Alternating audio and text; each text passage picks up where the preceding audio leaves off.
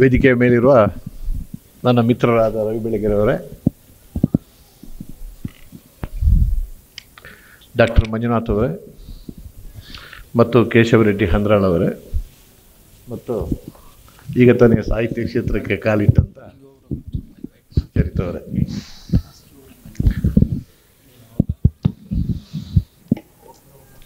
ಅವರು ತುಂಬ ದಿನದಿಂದ ಕೇಳ್ತಾಯಿದ್ರು ಯಾವಾಗ ಪುಸ್ತಕ ರಿಲೀಸ್ ಮಾಡ್ಬೋದು ಅಂತ. ನಾನು ಮುಂದೂಡ್ತಲೇ ಇದ್ದೆ. ಯಾಕೆಂದರೆ ಇದೇ ಕಾರಣಕ್ಕೆ ಈ ಸಭೆಯಲ್ಲಿ ಭಾಷಣ ಮಾಡೋಕ್ಕೆ ಹೆದರಿ. ಯಾಕೆಂದರೆ ನನಗೆ ನನ್ನ ಜೀವನದಲ್ಲಿ ನಾನು ಹೆದರಿಲ್ಲ, ಯಾವತ್ತೂ ಹೆದರದೇ ಬದುಕಿದವನು ನಾನು. ಆದರೆ ಈ ರವಿ ಬೆಳಗೆರೆ ಇವರಿಗೆ ಹೆದರಬೇಕಾಗುತ್ತೆ. ಇವರ ಬಾಯಿಗೆ ಏನಾದರೂ ಸಿಕ್ಕಿಬಿಟ್ರೆ ಹೊರಗಡೆ ಹೆದರಲ್ಲ ಇವರಿಗೆ. ಮೈಗತ್ರ ನಿಂತಾಗ ನಮಗೆ ಅವ್ರು ಏನು ಮಾತಾಡ್ತಾರ, ಏನು ಹೇಳ್ತಾರ ಅಂತ ಹೇಳುವಂಥ ಹೆದರಿಕೆ. ಇನ್ನು ಅವರ ಎದುರುಗಡೆ ಭಾಷಣ ಮಾಡೋದು ಅಂದರೆ ಅದು ಭಾಳ ಕಷ್ಟದ ವಿಷಯ. ನಾನು ರವಿ ಬೆಳಗೆರೆಯವರ ಬಗ್ಗೆ ಒಂದೆರಡು ಮಾತು ಹೇಳ್ತೀನಿ. ಈಗ ಅವ್ರು ಇಷ್ಟೆಲ್ಲ ನನ್ನ ಬಗ್ಗೆ ಹೇಳಿದ ಮೇಲೆ ಅವ್ರ ಬಗ್ಗೆ ಒಂದೆರಡು ಮಾತು ಹೇಳಬೇಕಾಗುತ್ತೆ. ನನ್ನದೇನೇ ಪ್ರಾಬ್ಲಮ್ ಇದ್ದರೂ, ಏನೇ ವಿಷಯಗಳಿದ್ದರೂ ಅವರಲ್ಲಿ ಚರ್ಚಿಸ್ತಿದ್ದೆ. ನಾನು ಏನಾದರೂ ವಿಷಯ ಇದ್ದರೆ ಹೇಳ್ತಿದ್ದೆ. ಒಂದು ಸಲ ಅವರಲ್ಲಿ ಹೋಗಿ ಏನೋ ಒಂದು ವಿಷಯ ಎಲ್ಲ ಅವರಲ್ಲಿ ಹೇಳ್ಕೊಂಡು ಬಂದೆ. ಬಟ್ ಇದನ್ನು ಯಾರಿಗೂ ಹೇಳಬೇಡಿ ಅಂತ ಹೇಳಿದ್ದೆ. ಮುಂದಿನ ವಾರದ ಹಾಯ್ ಬೆಂಗಳೂರಲ್ಲಿ ಮುತ್ತಪ್ರಿಯ ಕೈ ಎಷ್ಟು ಉದ್ದ ಅಂಥೇಳಿ ನನ್ನ ಕೈಯನ್ನೀಗೆ ತೋರಿಸಿ ಅಫ್ಘಾನಿಸ್ತಾನದ ಡಿಫೆನ್ಸ್ ಮಿನಿಸ್ಟರ್ನ ಫೋಟೋ ಇದೆ.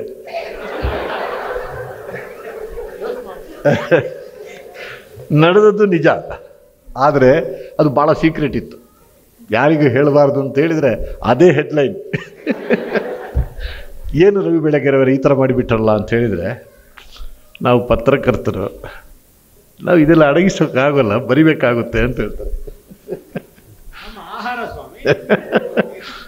ಇನ್ನೊಂದು ಸಲ ದುಬೈ ಬಂದಿದ್ದರು. ದುಬೈ ಬಂದರು, ನಮ್ಮೊಟ್ಟಿಗೆ ಕೂತರು, ಮಾತಾಡಿದರು, ಎಲ್ಲ ಆಯಿತು. ಆಕಸ್ಮಿಕವಾಗಿ ನನ್ನ ಮಗ ಬಂದ. ನನ್ನ ಮಗ ಇವರ ಕಣ್ಣಿಗೆ ಬಿದ್ದಿಲ್ಲ. ನನ್ನನ್ನಂತೂ ಇವರ ಪತ್ರಿಕೆಯಲ್ಲಿ ಮೇಲೆ ಕೆಳಗೆ ಮಾಡ್ತಾ ಇದ್ದಾರೆ. ನನ್ನನ್ನು ಈ ಒಂದು ಮಟ್ಟಕ್ಕೆ ತರಬೇಕಿದ್ರು ಅವರೇ ಕಾರಣ. ಹಾಗಿರುವಾಗ ನನ್ನ ಮಗ ರವಿ ಬೆಳಗೆರೆಯವರು ಇವ್ರು ನನ್ನ ಮಗ ಅಂತ ಹೇಳಿದೆ. ಇವರಲ್ಲೊಂದೆರಡು ಕ್ವಶನ್ ಕೇಳಬೇಕಲ್ಲ, ನೀವು ಏನು ಬೇಕಿದ್ರು ಕ್ವಶನ್ ಕೇಳಿ, ದಯವಿಟ್ಟು ಪತ್ರಿಕೆಯಲ್ಲೊಂದು ಹಾಕಬೇಡಿ ಅಂತ. ನನ್ನ ಮಕ್ಕಳಂತೂ ಯಾರು ನೋಡಿಲ್ಲ, ಅವ್ರ ಬಗ್ಗೆ ಏನು ಬರಿಬೇಡಿ ಅಂತ ಹೇಳಿ. ಇಲ್ಲ, ದೇವರನ್ನೇ ಬರೆಯೋದಿಲ್ಲ, ಒಂದೆರಡು ಮಾತು ಕೇಳ್ತೇನೆ ಅಂತ. ನಿಮ್ಮ ಅಪ್ಪನಿಂದ ನೀವೇನು ಬಯಸ್ತೀರಾ ಅಂತ ಕೇಳಿದ್ರು, ಫಸ್ಟ್ ಕ್ವಶನ್ ಅಲ್ವಾ. ಅದಕ್ಕೆ ಅವನು ಹೇಳಿದ, ನಮಗೆ ನಮ್ಮಪ್ಪ ವಿದ್ಯೆ ಕೊಟ್ಟಿದ್ದಾನೆ, ಹುಟ್ಟುವಾಗಲೇ 2 ಕೈ 2 ಕಾಲು ಪರ್ಫೆಕ್ಟಾಗಿ ಕೊಟ್ಟಿದ್ದಾರೆ, ಇನ್ನೇನು ಬೇಕು ಅವರಿಂದ ನಮಗೆ ಅಂತ ಕೇಳಿದೆ. ಇದಲ್ಲ, Are you not scared of your life? Are you not scared of his life or your life? Are you not?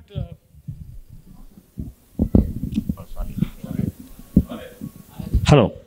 Are you not scared of his life or your life? ಎಂಥ ಆಂಟಿಥೀಸಿಸ್ ಇರ್ತಾರೆ ನಮ್ಮ ಮಕ್ಕಳು. ನಮ್ಮನ್ನು ಹೋಲ್ಬೇಕಂತ ಹೇಳಿ ಇರೋದಿಲ್ಲ.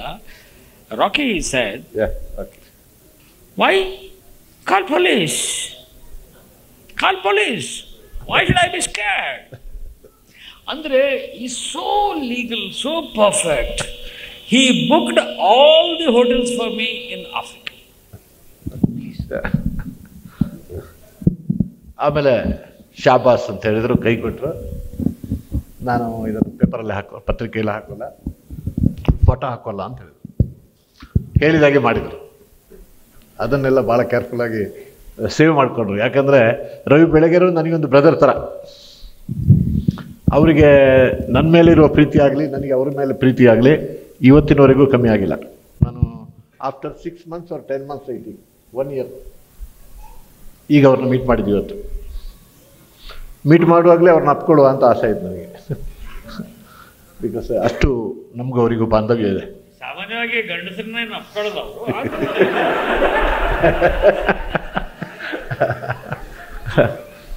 ಇನ್ನು ಸುಚರಿತ ಅವರು, ಚಂದ್ರಕಾಂತ್ ಅವರು ನನ್ನ ಭಾಳ ಒಳ್ಳೆ ಫ್ರೆಂಡ್. ಚಂದ್ರಕಾಂತ್ ಅವರು ಫ್ರೆಂಡ್ ಆದಮೇಲೆ ಅವರ ಇಡೀ ಫ್ಯಾಮಿಲಿಯೇ ನಮಗೆ ಭಾಳ ಕ್ಲೋಸು. ಆಮೇಲೆ ನನ್ನ ವೈಫು ಸುಚರಿತ ಅವರು ಭಾಳ ಕ್ಲೋಸ್ ಇದ್ದರು. ದಿನ ವಾಕಿಂಗ್ ಹೋಗ್ತಾಯಿದ್ರು. ಭಾಳ ಯಾವಾಗಲೂ ಅವಳು ಅವರ ಬಗ್ಗೆ ಮಾತಾಡ್ತಾ ಇರ್ತಿದ್ಲು. ಈಗ ಅವರೊಂದು ಪುಸ್ತಕ ಬಿಡುಗಡೆ ಮಾಡಿದ್ದಾರೆ. ನಾನು ಆ ಬುಕ್ಕನ್ನೆಲ್ಲ ಓದಿದ್ದೇನೆ. ಅದರಲ್ಲಿ ನನ್ನ ಪತ್ನಿಯ ಬಗ್ಗೆ ಅವರು ಬರೆದಿದ್ದಾರೆ. ಅದನ್ನು ಒಂದು ದಿವಸ ಸಡನ್ ಎಚ್ಚರ ಆಯಿತು ನನಗೆ, ಒಂದು ಗಂಟೆಗೆ 2 ಗಂಟೆಗೆ ಪುನಃ ತೆಗೆದು ನನ್ನ ಪತ್ನಿಯ ಬಗ್ಗೆ ಬರೆದನ್ನು ನಾನು ಓದಿದೆ. ಓದಿದ ಮೇಲೆ ನನ್ನ ಕಣ್ಣಲ್ಲಿ ನೀರು ಬಂತು.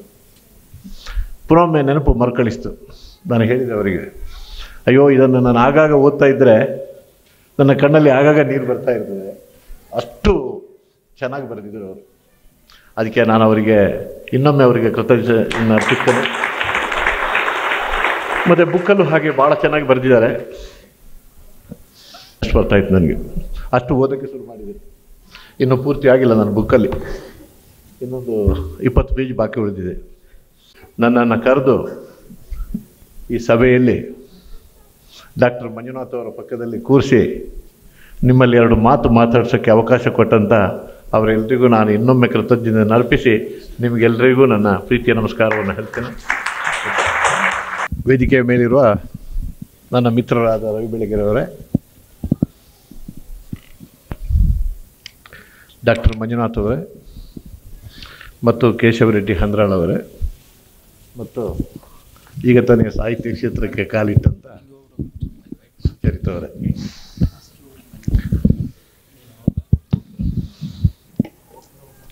ಅವರು ತುಂಬ ದಿನದಿಂದ ಕೇಳ್ತಾಯಿದ್ರು ಯಾವಾಗ ಪುಸ್ತಕ ರಿಲೀಸ್ ಮಾಡ್ಬೋದು ಅಂತ.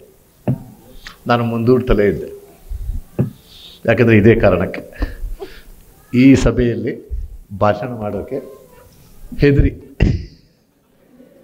ಯಾಕೆಂದರೆ ನನಗೆ ನನ್ನ ಜೀವನದಲ್ಲಿ ನಾನು ಹೆದರಿಲ್ಲ, ಯಾವತ್ತೂ ಹೆದರದೇ ಬದುಕಿದವನು ನಾನು.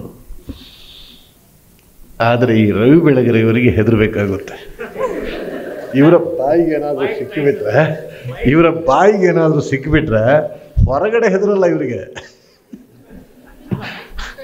ಮೈಗತ್ರ ನಿಂತಾಗ ನಮಗೆ ಅವ್ರು ಏನು ಮಾತಾಡ್ತಾರ, ಏನು ಹೇಳ್ತಾರ ಅಂತ ಹೇಳುವಂಥ ಹೆದರಿಕೆ. ಇನ್ನು ಅವರ ಎದುರುಗಡೆ ಭಾಷಣ ಮಾಡೋದು ಅಂದರೆ ಅದು ಭಾಳ ಕಷ್ಟದ ವಿಷಯ. ನಾನು ರವಿ ಬೆಳಗೆರೆಯವರ ಬಗ್ಗೆ 2 ಮಾತು ಹೇಳ್ತೀನಿ. ಈಗ ಅವ್ರು ಇಷ್ಟೆಲ್ಲ ನನ್ನ ಬಗ್ಗೆ ಹೇಳಿದ ಮೇಲೆ ಅವ್ರ ಬಗ್ಗೆ 2 ಮಾತು ಹೇಳಬೇಕಾಗುತ್ತೆ. ನನ್ನದೇನೇ ಪ್ರಾಬ್ಲಮ್ ಇದ್ದರೂ, ಏನೇ ವಿಷಯಗಳಿದ್ದರೂ ಅವರಲ್ಲಿ ಚರ್ಚಿಸ್ತಿದ್ದೆ. ನಾನು ಏನಾದರೂ ವಿಷಯ ಇದ್ದರೆ ಹೇಳ್ತಿದ್ದೆ. ಒಂದು ಸಲ ಅವರಲ್ಲಿ ಹೋಗಿ ಏನೋ ಒಂದು ವಿಷಯ ಎಲ್ಲ ಅವರಲ್ಲಿ ಹೇಳ್ಕೊಂಡು ಬಂದೆ. ಬಟ್ ಇದನ್ನು ಯಾರಿಗೂ ಹೇಳಬೇಡಿ ಅಂತ ಹೇಳಿದ್ದೆ. ಮುಂದಿನ ವಾರದ ಹಾಯ್ ಬೆಂಗಳೂರಲ್ಲಿ ಮುತ್ತಪ್ರಿಯ ಕೈ ಎಷ್ಟು ಉದ್ದ ಅಂಥೇಳಿ ನನ್ನ ಕೈಯನ್ನೀಗೆ ತೋರಿಸಿ ಅಫ್ಘಾನಿಸ್ತಾನದ ಡಿಫೆನ್ಸ್ ಮಿನಿಸ್ಟರ್ನ ಫೋಟೋ ಇದೆ.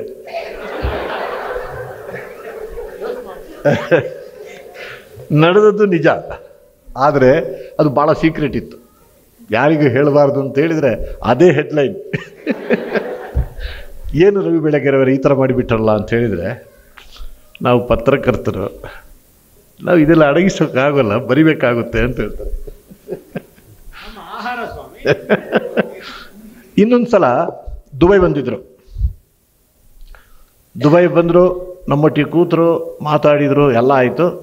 ಆಕಸ್ಮಿಕವಾಗಿ ನನ್ನ ಮಗ ಬಂದ. ನನ್ನ ಮಗ ಇವರ ಕಣ್ಣಿಗೆ ಬಿದ್ದಿಲ್ಲ. ನನ್ನನ್ನಂತೂ ಇವರ ಪತ್ರಿಕೆಯಲ್ಲಿ ಮೇಲೆ ಕೆಳಗೆ ಮಾಡ್ತಾ ಇದ್ದಾರೆ. ನನ್ನನ್ನು ಈ ಒಂದು ಮಟ್ಟಕ್ಕೆ ತರಬೇಕಿದ್ರು ಅವರೇ ಕಾರಣ. ಹಾಗಿರುವಾಗ ನನ್ನ ಮಗ ರವಿ ಬೆಳಗೆರೆಯವರು ಇವ್ರು ನನ್ನ ಮಗ ಅಂತ ಹೇಳಿದೆ. ಇವರಲ್ಲೊಂದು 2 ಕ್ವಶನ್ ಕೇಳಬೇಕಲ್ಲ, ನೀವು ಏನು ಬೇಕಿದ್ರು ಕ್ವಶನ್ ಕೇಳಿ, ದಯವಿಟ್ಟು ಪತ್ರಿಕೆಯಲ್ಲೊಂದು ಹಾಕಬೇಡಿ ಅಂತ. ನನ್ನ ಮಕ್ಕಳಂತೂ ಯಾರು ನೋಡಿಲ್ಲ, ಅವ್ರ ಬಗ್ಗೆ ಏನು ಬರಿಬೇಡಿ ಅಂತ ಹೇಳಿ. ಇಲ್ಲ, ದೇವರನ್ನೇ ಬರೆಯೋದಿಲ್ಲ, 1-2 ಮಾತು ಕೇಳ್ತೇನೆ ಅಂತ. ನಿಮ್ಮ ಅಪ್ಪನಿಂದ ನೀವೇನು ಬಯಸ್ತೀರಾ ಅಂತ ಕೇಳಿದ್ರು, ಫಸ್ಟ್ ಕ್ವಶನ್ ಅಲ್ವಾ. ಅದಕ್ಕೆ ಅವನು ಹೇಳಿದ, ನಮಗೆ ನಮ್ಮಪ್ಪ ವಿದ್ಯೆ ಕೊಟ್ಟಿದ್ದಾನೆ, ಹುಟ್ಟುವಾಗಲೇ 2 ಕೈ 2 ಕಾಲು ಪರ್ಫೆಕ್ಟಾಗಿ ಕೊಟ್ಟಿದ್ದಾರೆ. ಇನ್ನೇನು ಬೇಕು ಅವರಿಂದ ನಮಗೆ ಅಂತ ಕೇಳಿದೆ. ಇದಲ್ಲ Are you not scared of your life? Michael, are you not scared of his life or your life? Are you not?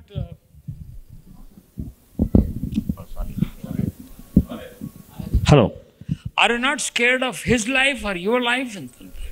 ಎಂಥ ಆಂಟಿಥೀಸಿಸ್ ಇರ್ತಾರೆ ನಮ್ಮ ಮಕ್ಕಳು ನಮಗೆ ನಮ್ಮನ್ನು ಹೋಲ್ಬೇಕಂತ ಹೇಳಿ ಇರೋದಿಲ್ಲ. Rakhi said, why call police? Call police. Why should I be scared? Andre, he's so legal, so perfect. He booked all the hotels for me in Africa. ಆಮೇಲೆ ಶಾಬಾಸ್ ಅಂತ ಹೇಳಿದ್ರು, ಕೈ ಕೊಟ್ಟರು. ನಾನು ಇದನ್ನು ಪೇಪರಲ್ಲಿ ಪತ್ರಿಕೆಯಲ್ಲಿ ಹಾಕೋಲ್ಲ, ಫೋಟೋ ಹಾಕೋಲ್ಲ ಅಂತ ಹೇಳಿದ್ರು. ಹೇಳಿದಾಗೆ ಮಾಡಿದರು. ಅದನ್ನೆಲ್ಲ ಭಾಳ ಕೇರ್ಫುಲ್ಲಾಗಿ ಸೇವ್ ಮಾಡಿಕೊಂಡ್ರು. ಯಾಕಂದರೆ ರವಿ ಬೆಳಗೆರು ನನಗೊಂದು ಬ್ರದರ್ ಥರ. ಅವರಿಗೆ ನನ್ನ ಮೇಲಿರುವ ಪ್ರೀತಿ ಆಗಲಿ, ನನಗೆ ಅವ್ರ ಮೇಲೆ ಪ್ರೀತಿ ಆಗಲಿ ಇವತ್ತಿನವರೆಗೂ ಕಮ್ಮಿ ಆಗಿಲ್ಲ. ನಾನು ಆಫ್ಟರ್ 6 months or 10 months ಐತಿ, 1 year ಈಗ ಅವ್ರನ್ನ ಮೀಟ್ ಮಾಡಿದ್ವಿ. ಇವತ್ತು ಮೀಟ್ ಮಾಡುವಾಗಲೇ ಅವ್ರನ್ನ ಅಪ್ಕೊಳ್ಳುವ ಅಂತ ಆಸೆ ಆಯ್ತು ನನಗೆ.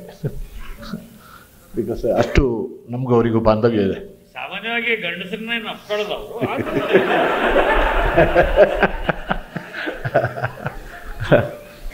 ಇನ್ನು ಸುಚರಿತ ಅವರು, ಚಂದ್ರಕಾಂತ್ ಅವರು ನನ್ನ ಭಾಳ ಒಳ್ಳೆ ಫ್ರೆಂಡ್. ಚಂದ್ರಕಾಂತ್ ಅವರು ಫ್ರೆಂಡ್ ಆದಮೇಲೆ ಅವರ ಇಡೀ ಫ್ಯಾಮಿಲಿಯೇ ನಮಗೆ ಭಾಳ ಕ್ಲೋಸು.